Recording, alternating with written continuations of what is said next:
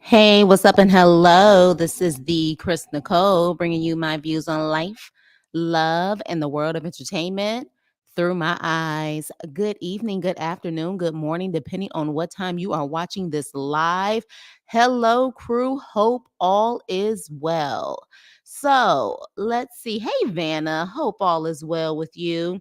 So, I'm going to do a review on Love and Marriage Detroit. I typically do a pre recorded video, but I wanted to switch it up and do a live this time because at this point, I don't know where this show is going. Okay. Now, again, I don't. Hi, Katie M. I don't know where this show is going. Mind you, like I told you before, hey, Vivian, I did not watch Love and Marriage Huntsville or DC. So this is the first Love and Marriage. So I don't know if this is just their formula, but my issue with this season so far is that it's the same storylines from last season so far. And the storylines are everyone hates Christina, Brandon and Anthony are moist, and Colby is unhappy.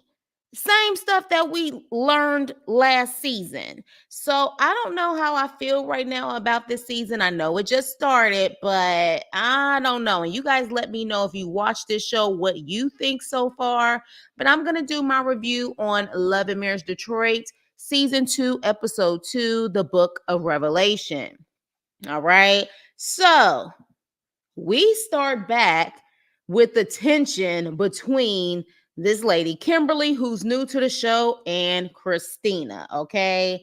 And so I needed to get down to the nitty gritty because I need someone to give me concrete examples as to why they do not like Christina. Okay. And so at that point, Brandon says, well, we haven't seen Kimberly and Marcel in years. And, I don't know what necessarily happened. And Kimberly said, well, yeah, we were friends and I was a good friend to Christina, but Christina wasn't a good friend to me. And so Brandon says, well, what happened? Now, this is a story that she gives, okay? She says at Christina's birthday party, Christina's friends, two of her friends, pretty much tried to play her, shade her about having an Android phone. So they were like, girl, you got an Android? And she was like, yeah, girl, I got an Android. And so the friends went to Marcel and said, Marcel, what kind of phone do you have? And he said, oh, I have an Android too. And the friend said, well, you guys are good for each other because you both like mediocre things. And of course, Anthony's messy, moist ass says, damn, they're trying to create more drama and more tension in the situation. Now, I had to replay this part. And why did I have to replay this part? Because I assumed what this Kimberly girl was saying is that Christina said this, okay? I'm thinking Christina said this. But no, when I played it back, she said it was Christina's friends. So then I'm thinking like, okay, was it that Christina was there right there when they said it and she didn't check them right then and there? Like, what's going on here? But then there was even more confusion because it seems as if Christina may not have even been there at the time this was said to Kimberly. Because Kimberly says to Christina, I wouldn't have allowed my friends to disrespect a friend in front of me. But Christina said that, she kind of implied that she wasn't there. And then Kimberly almost implied that Christina wasn't there because I guess when she told Christina, one of the comments she said in this episode was Christina called around to people at the party to ask what was said. So then if Kimberly, you're saying that she went around to call people to ask what was said, that is telling me that Christina wasn't around when this happened. So what the hell is the damn problem? Is the problem that you feel like she didn't defend you? Do you feel like she didn't believe you when she started calling and asking around? I'm really confused, and this is not enough for me. This is not enough for me for me to understand why y'all can't stand Christina so much. It does not make any sense. So literally at that point, my head is like, I'm really blown because I'm just like, what is going on here? So at that point, they're going back and forth. And here's the thing.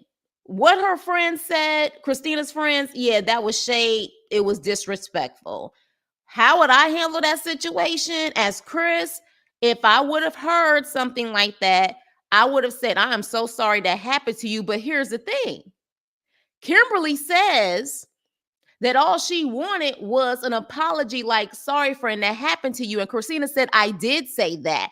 And Christina says, and that's all I wanted from you. Well, if she apologized and that's all you wanted, why such aggression about this situation that happened apparently 6 years ago?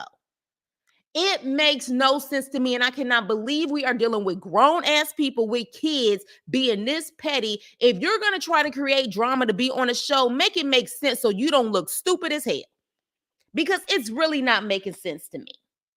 And so we hear more back and forth, and Kimberly keeps saying, well, you know what you did, Christina. You know what you did. I'm confused. What did she do? Because I'm still not understanding what she actually did.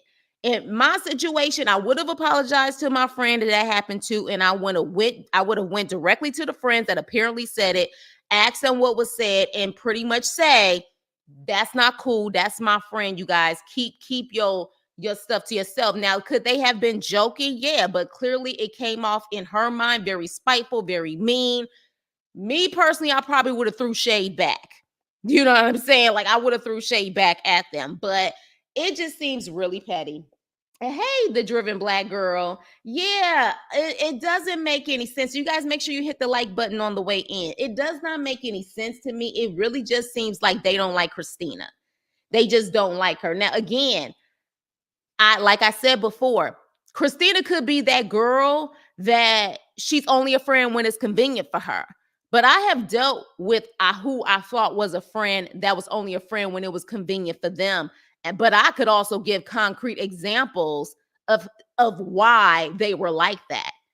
When you really have a real legitimate reason, you can give concrete examples. And I'm not hearing that at all whatsoever. I'm really not. You know what I'm saying? This is just ridiculous at this point. And it was her birthday. So I don't know what she also really expected for her to do. I really don't know. Meanwhile, this whole entire time this back and forth is going on, this stank heifer, she's enjoying it. And you can't tell me she's not enjoying it. And Anthony's enjoying it. And then Latoya later tries to make it seem like she didn't know the situation. And even Christina was like, BS, you know why you invited them. And I agree. It's very devilish in my opinion. And this is just typical of a bad preacher's kid. Even if though she may not have been a wild child to a certain extent, this is just an example of devilish ways. You don't like this girl so badly, but yet none of you guys can give concrete examples. And then we hear the same thing that we heard from Colby. I thought the last conversation, Christina, we were cool, but then I didn't hear from you. Again, Kimberly, I asked you like I asked Colby. Why is it that Christina has to be the one to call all the time? Like, if you guys were cool, why does she always have to be the one to call you? Like, you guys want her to bow down to you. It just doesn't make any sense. It really doesn't. It was childish. It was stupid. And Kimberly, you're going to have to do a better job than this to stay on this show. Because even Bravo and his wife was like, all of this over a damn Android. Like, at this point, I'm about ready to give everybody a phone. You get a phone. You get a phone. They seem to have a more level head than anybody on this damn show.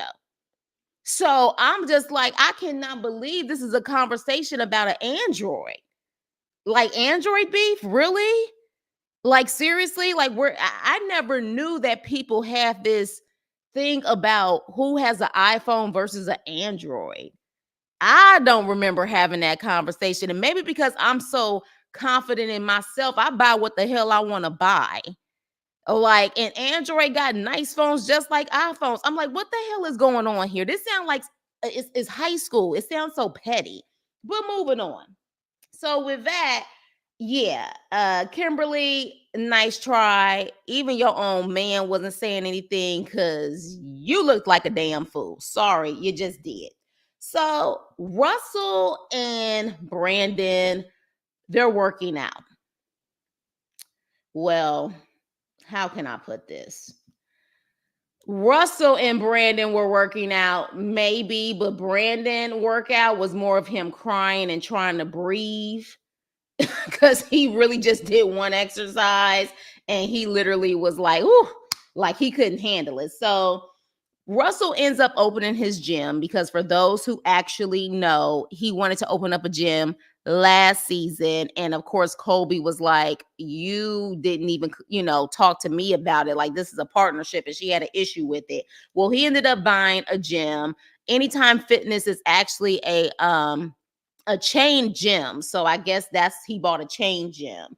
And so at that point, after they're done working out, he opens up to Russell about how, he is going through his drama with Christina. But first things first, Russell said he's going to do a grand opening for his gym, and the reopening is going to be in December.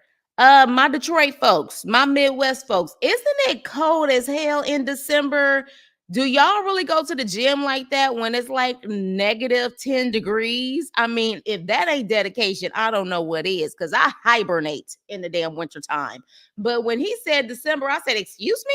Isn't there snow on the ground and all of that stuff in the Midwest? But anywho, but even besides him talking about Christina, he talks about the whole situation, of course, at Bravo's dinner. And he said that he feels like LaToya and Anthony planned all of that. And I definitely agree with that. But then he also mentions that him and Anthony haven't talked. But when he talks about the drama between him and Christina, okay, and how they're not living with each other and possibly they're going to get a divorce, Russell tears up, and it was such a heartfelt moment. I like to see that moment, especially between two men.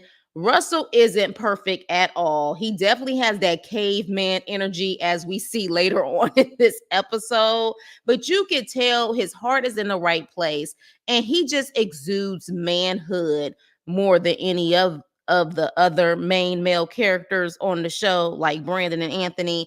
Like he's a true example, in my opinion, of manhood. He's flawed, but he's a man. And it's heartbreaking to him because he said marriage is a covenant with God, and I agree. But here's the problem: um, that's not why, in my opinion, Brandon married her. Brandon didn't marry Christina for the right reasons. Hell, I don't even know if Brandon even loves himself or knows himself. And when you don't even love yourself or know yourself, how the hell are you going to be able to be a husband or a wife to anyone else? You know what I mean? So he definitely just seems completely lost in just who he is. And he even says that him and Christina know how to play house. They've mastered that for a very long time.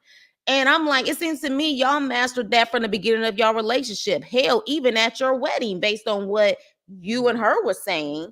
Brandon needs his own therapy. He really needs his own personal therapy. And it really starts with his dysfunctional family dynamics that he had as a child. He's not in tune with a lot of things going on. You could just tell he's not there. You know what I mean? And it's crazy how Russell had more emotions about their divorce or possible divorce than Brandon. So, it's just, to me, Brandon has created his own version of manhood to survive. And he really needs older men, like good older men, to guide him. You could tell Russell clearly had that strong foundation with his father. It's obvious. Brandon did not. And as far as I see it, neither did Anthony, in my opinion. So Christina goes, yes, the driven black girl. Russell is definitely, he's my favorite guy. He ain't perfect, but he's definitely my favorite guy. Make sure you guys hit the like button on the way in. So Christina goes to see Chelsea. And Chelsea is the one who had the braces last season that Anthony called like a little girl or a little bird or something ignorant like that. So Christina and actually Chelsea is a product of Star Factory, Brandon's company, which to me just proves that Christina doesn't have an issue with Brandon working with women. She just got an issue with Brandon cheating and acting a fool with women that he's supposed to be like having a professional relationship with. But because it seems to me, her and Chelsea, I didn't even realize Chelsea was a product of Star Factory, and it seems that's how they met. So Christina talks to Chelsea about her rocky relationship with Brandon. But she also talks about Kimberly and Toya and how they were starting that drama at the dinner, and both Chelsea and Christina imply that Kim and Toya are jealous at this point. And honestly, it just seems that way because they, again, cannot give a real concrete reason that doesn't sound immature as to why they can't stand this girl. Like, they can't stand her. There's too much energy where it's like they almost hate her to a certain extent. I can see if you don't like how she gets down, but you can still be cordial and be, you know what I'm saying, be able to enjoy a nice dinner and keep it moving, but don't want to really get close to her. They can't stand her. Their whole energy shift when Christina comes into the damn room. And truthfully, her whole demeanor changed when Kimberly came into the room, but I'm thinking her demeanor changed because she knew it was a setup. You know what I'm saying? She knew it was a setup. But literally, the fact that Kimberly has that much energy, even after Christina gave her an apology, to me, it does seem like it's jealousy. It does. Unless they can really give some other concrete reasons, that's just what it is, in my opinion. Exactly, Vanna, over a phone. A phone. Like, I'm just like, these are grown people married with kids. It just doesn't make any sense. So at that point, when Christina talks about Brandon, Christina gives some more information about how she wanted to be an artist. And we definitely saw that from the last season. And she said Brandon shut it down. And it seems like, really Brandon just wanted her to be a wife and a mother, and that's it. And she also mentions that Brandon may have cheated. Now, I know last season it definitely showed that he emotionally cheated on her, but maybe there's definitely more to that. But it's almost like, to me, Brandon feels like Christina's holding him back. Christina feels like Brandon is holding her back. So at this point, yeah, it's just not, you guys aren't compatible. How many times do I have to say this? And why are you guys trying to hold on? Yeah, God hates divorce, but it's not like you're going to hell if you do divorce. Okay? Like, you're not happy. Neither one of you are happy. All right? So, literally, she says that she feels like Brandon needs, mentorship. I agree with that. Now at the same time, though, Christina, you may need some mentorship too. I don't necessarily know what your flaws are at this point, but you definitely have flaws. So it can't just be Brandon. But I do feel like you guys aren't compatible. Which is why, in my opinion, last season when she was all up in that producer's face, she was really all up in that producer's face because that producer believed in her versus her own husband. To me, that's what that was all about. And there's something about your supposed to be better half believing in your abilities and your talents. And when you feel like neither one of you believe in your abilities or their abilities or talents, if the husband doesn't feel like the wife doesn't have it and the wife feels like the husband doesn't have it, you guys are in a dead end relationship. Like, there's nothing there.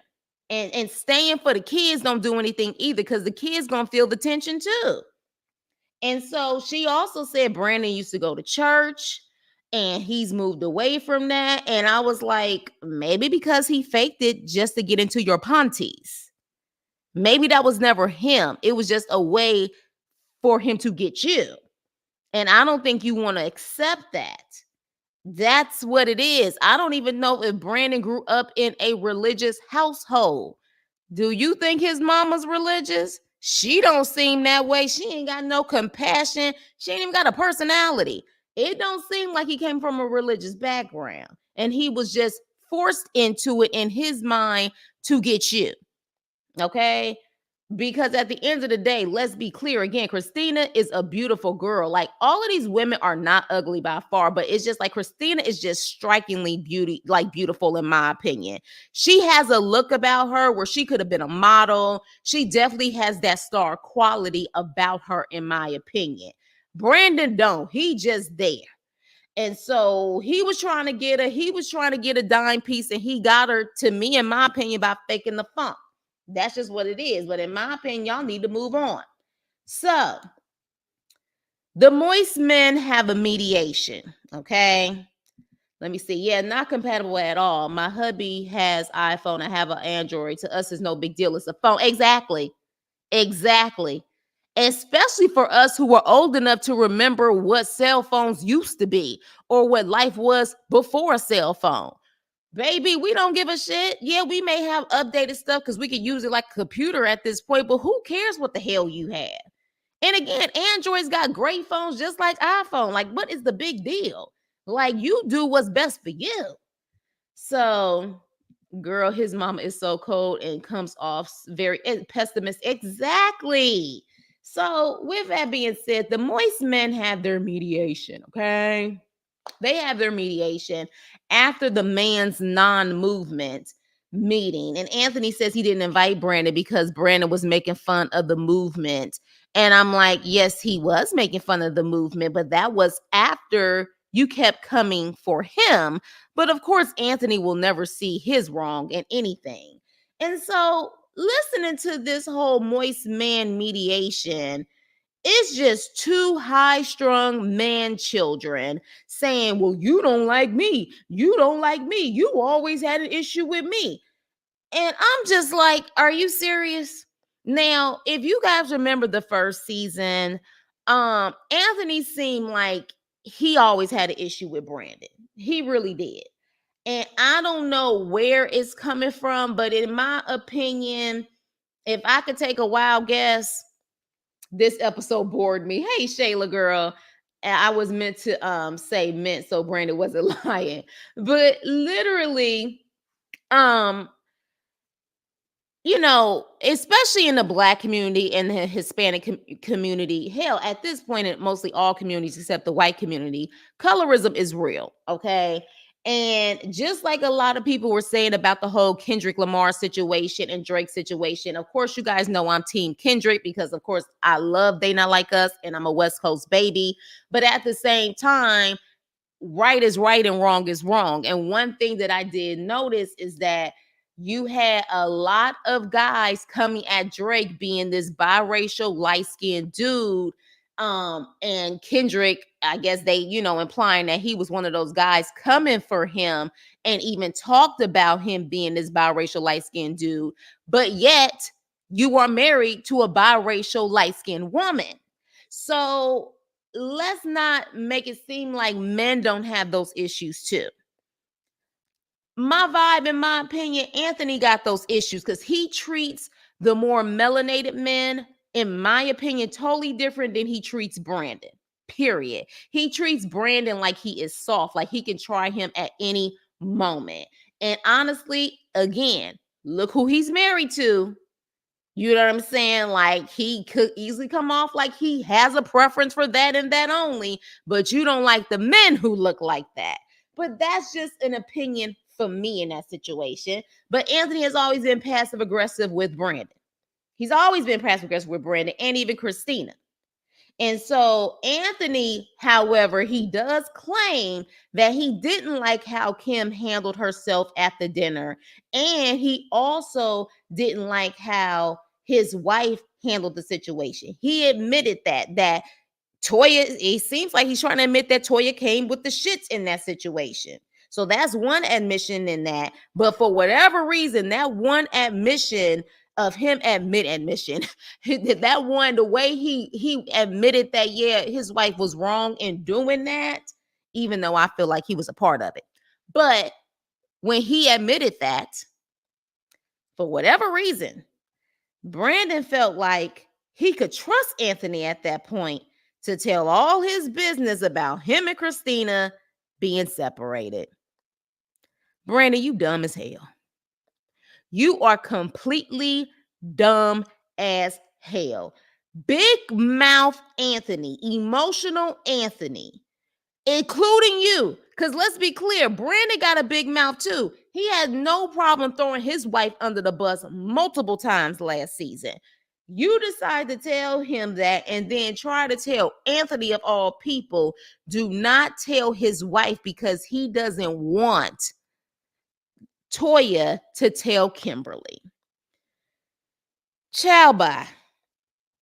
And then Anthony, in the process of this petty little moist mediation, tries to say he will pray for Brandon and they're still brothers. No, boo, this is a frenemy situation.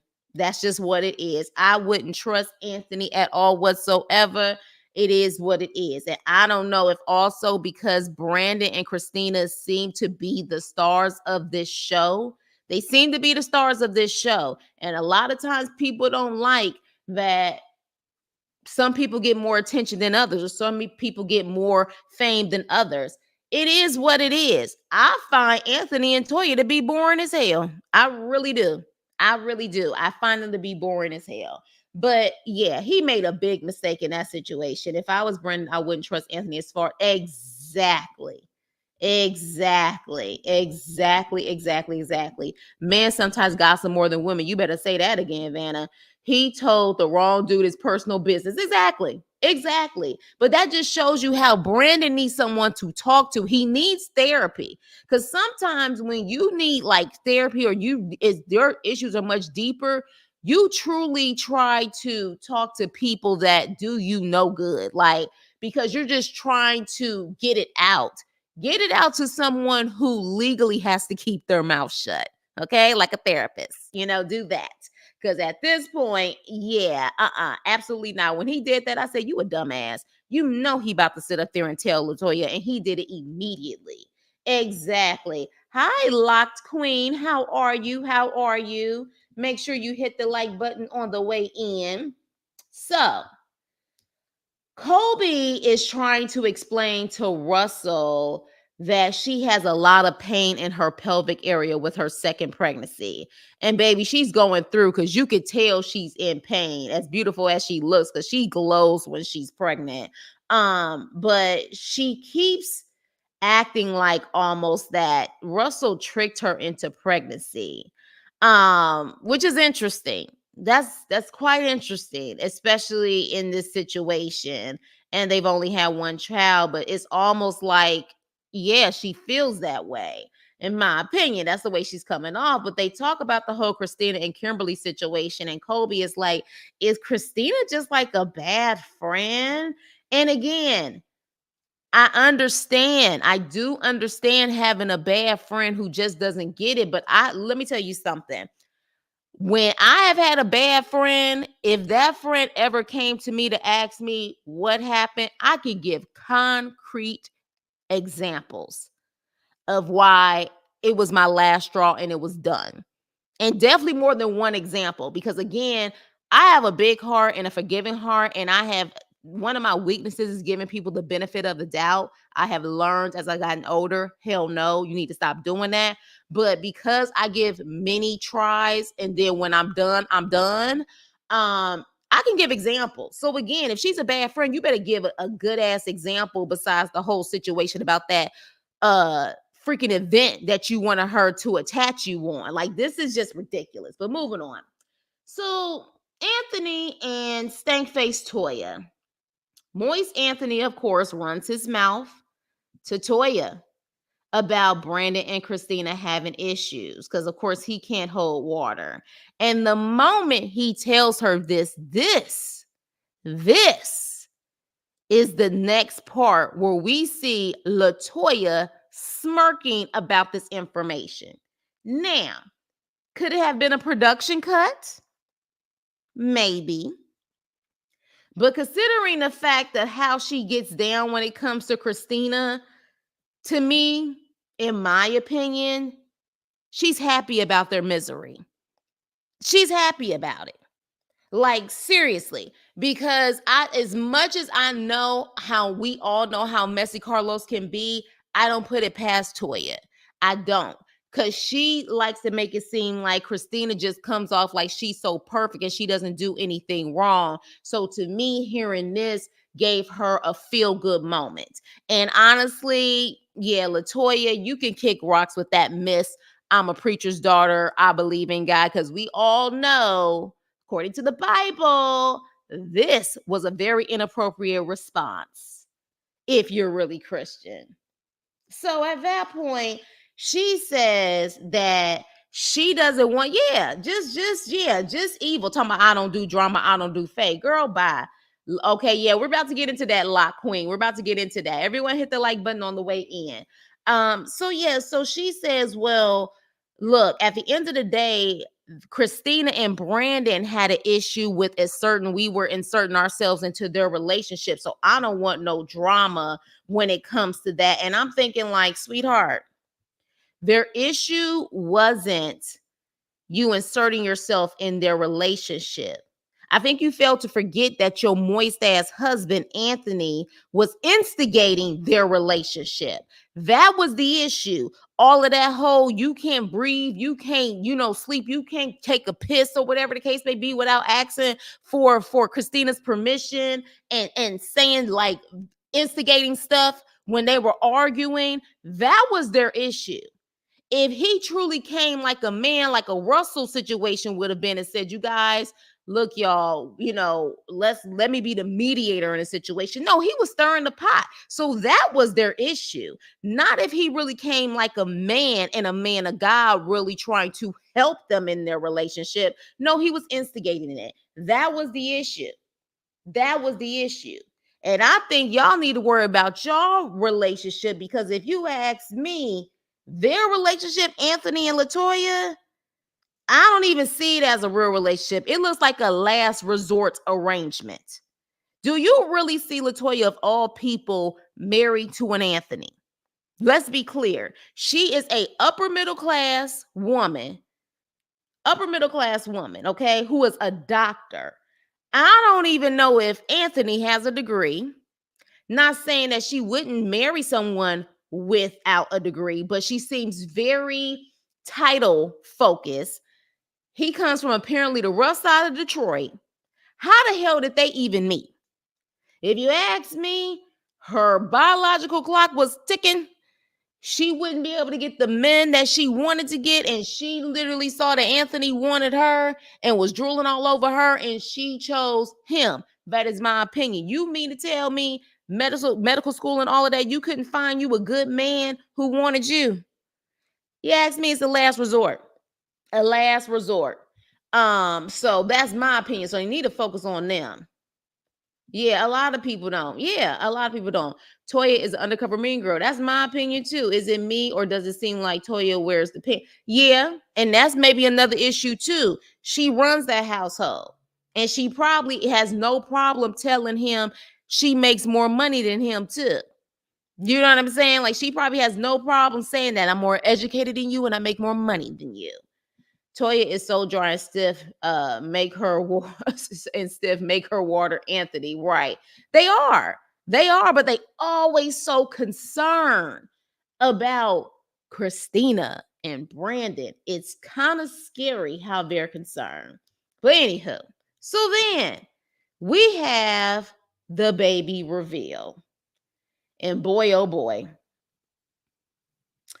Kobe comes downstairs like she's over it. Now, mind you, we already know she's in pain, so it could be also she was in pain. But what she said also made it seem like she was over it, because already before determining the gender, she looking at the damn cupcakes, child, and she's like, it looks like there's more pink than blue on the cupcake. And I'm like, girl, like, you are truly just like over at this point, and you really want it to be a boy so you can be done, because she really wants a boy. She even said that her first pregnancy, she really wanted a boy, but we find out it is another girl. Okay, we find out it is another girl, and baby, she looked like she was about to cry. The look on her face. She keeps saying she wants a boy so she can have a mama's boy. And she said that when she said that about her first pregnancy, people was telling her that she should be grateful. Having a baby is a blessing, but there is nothing wrong with having a preference on what she wants. Do you guys really think it's because she really, I mean, I'm sure she wants a boy. But in my opinion, I think she knows in her heart of hearts the fact that it's not a boy, that she's going to be in the baby making closet until that boy comes. Okay. She doesn't want to have any more kids. And this is another thing about having that discussion before you get married, because Russell seems like the type where I'm willing to have as many kids as I need to have, where she's like, hell to the no. And so at that point, she's trying to make it seem like she's happy, but it's all in her face. And this is where Russell came in, where I was like, here's that caveman mentality. He's like, well, we having another girl, I'm happy. I'm happy we have another girl, but let's just get it out of the way. And then 6 months later, after you have our girl, we could try again. Sir, are you crazy? Like, I understand Kobe is young, but Russell has that barefoot and pregnant mentality, in my opinion. I don't think he understands how much it takes on a woman to have a child. Does he even understand that women lose their lives trying to give birth? It's a lot. It's so much of a lot that it scares the hell out of me. Okay? So literally the fact that he just says that, like, it's just like he doesn't get it. And I don't know if he really listens to Colby the way Colby wants. And here's another theory that I have, in my opinion. Colby doesn't seem naturally submissive. She doesn't. That is not her natural role.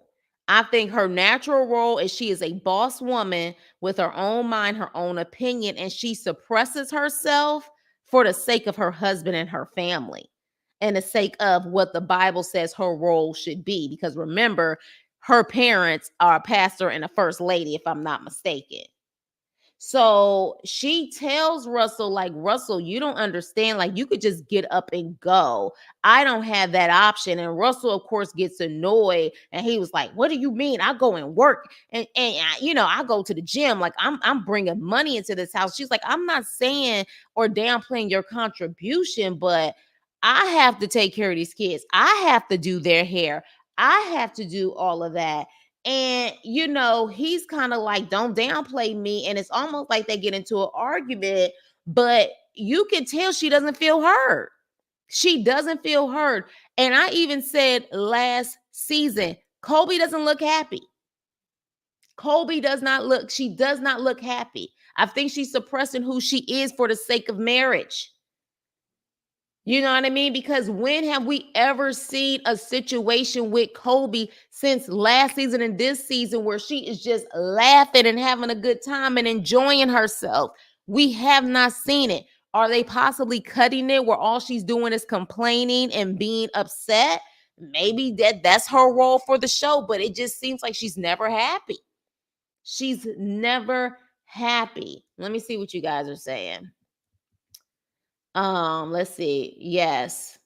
I felt Kobe's disappointment been there. Yeah, like you could definitely, but I think a lot of it is because she's like, oh crap, like he's gonna want to keep having kids until he gets his son that looks at it all. I felt that. I feel like she's more sad that this means exactly we'll want another baby. Yeah, I think it's more of that. I really do. Russell can't read the room. His wife does not want more babies. He's gonna have to listen. He's going to have to listen, and later his wife will start to resent him. Yeah. Yeah. And I think he feels like that caveman mentality. If I provide for you, if I protect you, that's all that matters. No, it doesn't. You know what I'm saying? And that's an issue with a lot of men. It's like, because of course they're supposed to be the provider and the protector, but you also have to be the protector, not just financially and not just physically. Like, you know what I'm saying? I'm a man, hear me roar, but you also have to be a protector of women's emotions and how they feel. That's a part of it too. Why do men feel like if you stay at home and mother, wife, school, own a business, you have it easy? It's a lot running the house 16 hours a day. Right. Right. You know what I mean? And granted, it is harder when you have to do that and you have to work a 9 to 5, because we do have women who have to work a 9 to 5 and raise the babies. But at the same time, her literally doing all of that on her own, because again, I'm sure Russell is just getting up in the morning, showering, and saying, I am there. I have to do my job as a man to provide for my family. But how much of is he really like feeding these kids? Really, like, you know what I'm saying? Like bathing the kids and doing stuff like that. Hell, even learning how to do their hair, things like that. Like a lot of men don't understand how much time that takes. Exactly. I think I saw that. Me too, Chris. I definitely see. I don't see First Lady no time soon. Exactly. Exactly. She definitely. I think Kobe was someone who felt suppressed her whole life, and now she feels suppressed in her marriage.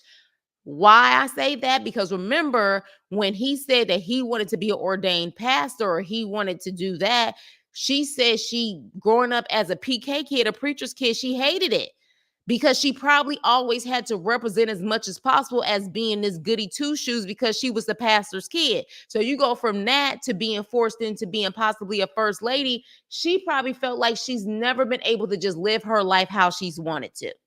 But that's my opinion. No, I really wanted a boy. Yeah, and again, she could want a boy because she wants a boy, because she makes it seem like her daughter's all about her daddy, and that's typically what happens, a daddy's girl.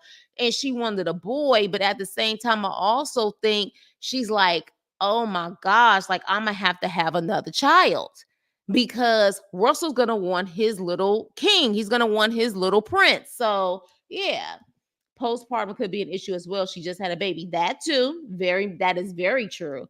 He has to nurture kids, not just make them. Right. But I think a lot of the times men don't understand that. At least I know the men in my community, a lot of them don't understand that.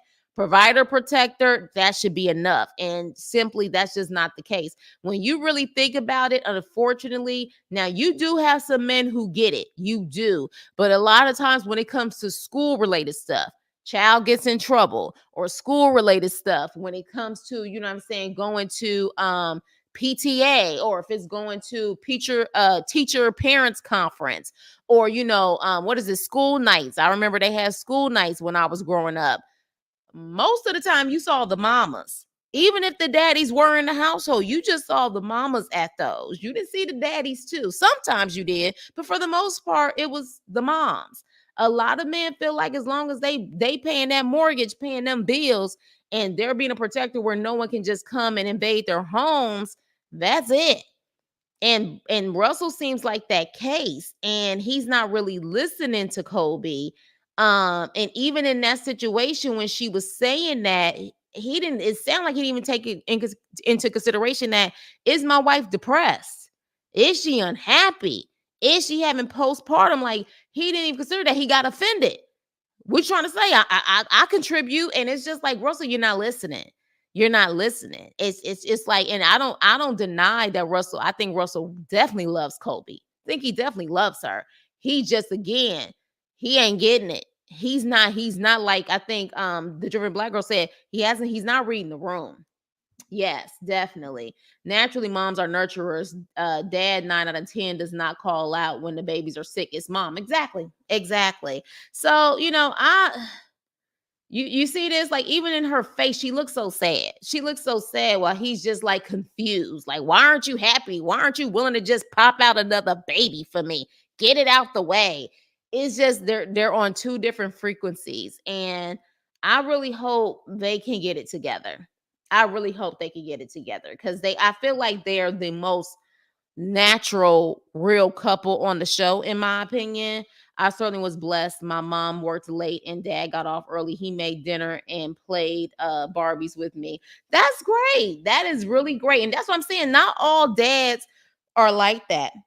They definitely understand the nurturing balance that can come, that needs to come from the father too. But I've seen a lot in my community, and I'm not just even talking about like just the Black community in general. Growing up where I grew up, I saw a lot of that. The men just went out, they provided, and the women did all the nurturing and did all of the school and the homework and all of that stuff. The only time, a lot of times where you would see the fathers really involved is if they kids played sports. Okay, but I didn't play sports. I was performing arts, so my mom was really involved in that. But when it came to sports time, that's when I would see, like, if we went to the basketball games and football games, that's most of the time when you saw them daddies there. Other than that, yeah, it was just like, But yeah, you guys. So yeah, and I think it's like that in the Black and brown community. Yeah, Vanna, I think it's like that. They're taught to be providers and protectors, and the moms are supposed to take care of everything else when it comes to the kids. But with that being said, you guys, that was my review on this episode. But yeah, I really need for them to bring it and bring a different storyline because it's really the same thing. Like I said, everyone hates Christina. Anthony and Brandon are two peas in a pod in the moist men unit, in my opinion. And Colby's not happy and Russell's not hearing her. We went through that literally the last season. I'm going to need for them to bring it and give us something different this season. Okay. Yes, those are really issues that couples deal with. I pray he starts to listen to his wife, though. Right now, it's an issue, but down the line, it may turn into a big problem. Exactly. Exactly. I can say that because I'm a part of the brown community. Exactly. Exactly. So, with that being said, you guys, thank you so much for listening to the review. Baby, in like 15 more minutes, I'll be back on this live, honey. Because we got to talk about Dirty Diddy. Dirty Diddy. We about to get into some things when it comes to Dirty Diddy. So I will see you guys on the next live or video. Toodles.